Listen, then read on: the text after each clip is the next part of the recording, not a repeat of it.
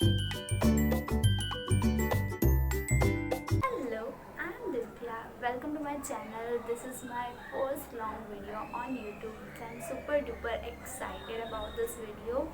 So let's get started. As you all know, I'm designing my first collection for my first ever food photos. I'm super duper excited for that also.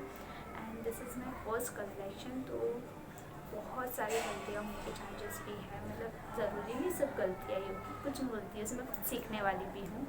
तो मैं बहुत excited हूँ उस process के लिए। Basically मैंने अपना अभी तक का प्रोसेस तो इंस्पिरेशन फाइंड आउट किया, मैंने मेरा कॉन्सेप्ट बोर्ड बनाया है, ब्रेनस्टॉर्मिंग कर दी है मेरे इंस्पिरेशन के हिसाब से। अब मैं आ रही हूँ अपने मूड बोर्ड बनाने के प्रोसेस में। मूड बोर्ड का प्रोसेस भी मैं आपको दिखाऊंगी, जल्दी दिखाऊंगी, पर थोड़ी पहले बात कर लूँ मैं मेरे पहले प्रीवियस प्रोसेस के बारे में, मतलब जो है इंस्पिरेशन, ब्रेनस्टॉर्मिंग, कॉन्सेप्ट नोट, इन तीनों के बारे में पहले मैं बात कर लेती हूँ, फिर उसके बाद हम खुद का मारेंगे मूड बोर्ड के ऊपर, ठीक है। So let's get started. तो मैं पहले मेरी कलेक्शन से स्टार्ट करती हूँ। ओके, तो कलेक्शन का फर्स्ट स्टेप होता है, कोई भी कलेक्शन डिज़ाइनिंग का फर्स्ट स्टेप होता है इंस्पिरेशन। और सबसे पहले कोई भी कलेक्शन या फिर कुछ भी डिज़ाइन करने से पहले हमारे इंस्पिरेशन फाइंड आउट करना बहुत ज़रूरी है, क्योंकि उससे हमें एक डायरेक्शन मिलता है कि हमें किस दिशा में हमारा डिज़ाइन फॉलो करना है या फिर क्या करना है, हमारे उस हिसाब से हमें पता चलता है। तो इंस्पिरेशन बहुत इम्पॉर्टेंट होता है, रोल प्ले करता है कोई भी डिज़ाइन कलेक्शन बनाने में, कुछ भी कलेक्शन बनाने में, डिज़ाइन करने में इंस्पिरेशन बहुत एक मेन रोल प्ले करता है। ओके, तो मैं पहले स्टार्ट करती हूँ मेरे इंस्पिरेशन से। And my inspiration is Telangana का बतुकम्मा फेस्टिवल, जो मनाया जाता है नवरात्रि के दौरान तेलंगाना में। बतुकम्मा फेस्टिवल एक इंटरेस्टिंग फ्लोरल फेस्टिवल है जिसमें बड़ा मज़ा आता है, ठीक है। और ये माँ दुर्गा का ही होता है फेस्टिवल, ये अगेन माँ दुर्गा का ही होता है, क्योंकि ऑब्वियसली नवरात्रि में मनाया जा रहा है, माँ दुर्गा का ही फेस्टिवल है ये।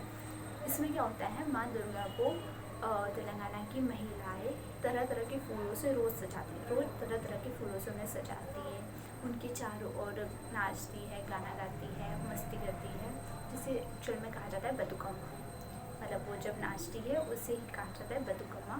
This is a very interesting और वेरी मतलब पावरफुल बोलते हैं ना, वो वाला फेस्टिवल है, बहुत मज़ा आता है इसमें। तो जब स्टार्ट करते हैं मेरे इंस्पिरेशन प्रोसेस और मेरे कलेक्शन के पीछे मेरी इंस्पिरेशन है तेलंगाना का बतुकम्मा फेस्टिवल।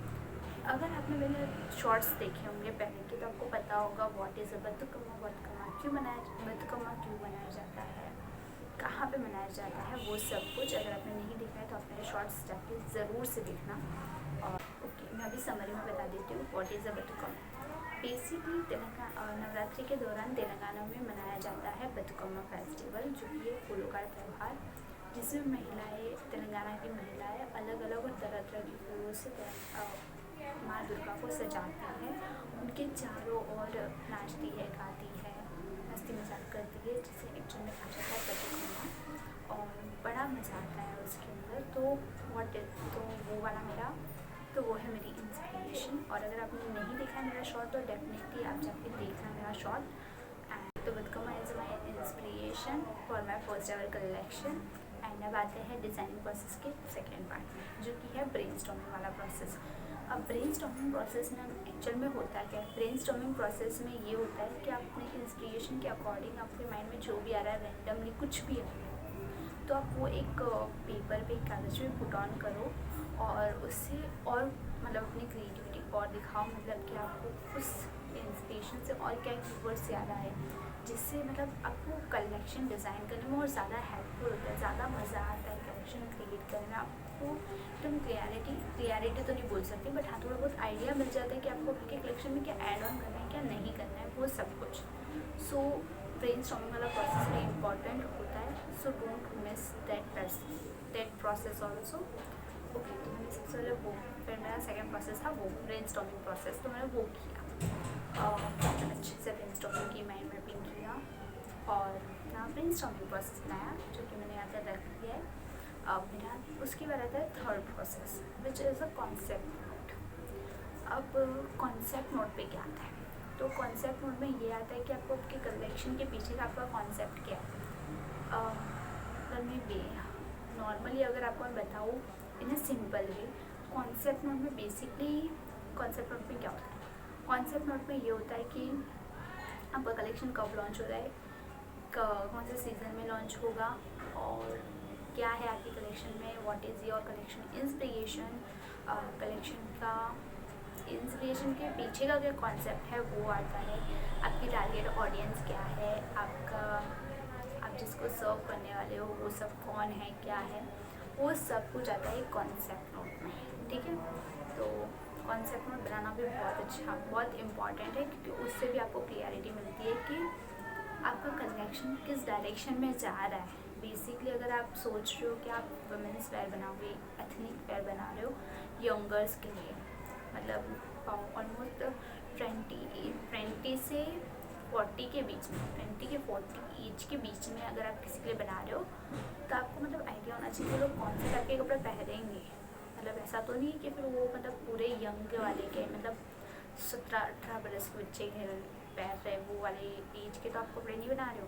वो सब कुछ मतलब कॉन्सेप्ट में क्लियरिटी मिल जाती है आपको, वो सब कुछ एक कॉन्सेप्ट नोट से। ठीक है, और कॉन्सेप्ट नोट में भी बनाना ज़रूरी होता है, जो है कलेक्शन का थर्ड प्रोसेस।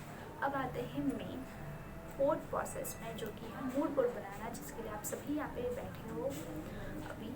तो ओके, मूड बोर्ड में क्या मेन चीज़ होती है पहले मैं आपको वो बताती हूँ। सबसे पहले मुझे ये बताओ, आपको पता है मूड बोर्ड क्या होता है? पता है? कोई नहीं, मैं यहाँ पे वही बता के रखी हूँ। Okay, so what is a mood board? It's time to create a mood. But wait, before moving forward, do you know what is a mood board? Why do we create a mood board? I tell you.